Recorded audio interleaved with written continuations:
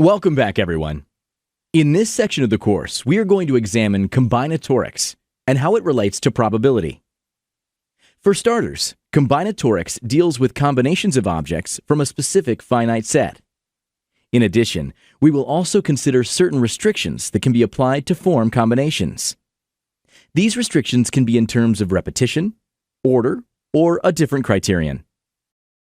We will explore the three integral parts of combinatorics: permutations, variations, and combinations. Then we will use each of these parts to determine the number of favorable outcomes, or the number of all elements in a sample space. In a previous lecture, we talked about the likelihood of winning the lottery without explaining the whole computational process. By the end of this section, you will be able to perform such calculations on your own. Okay, let's not waste any more time.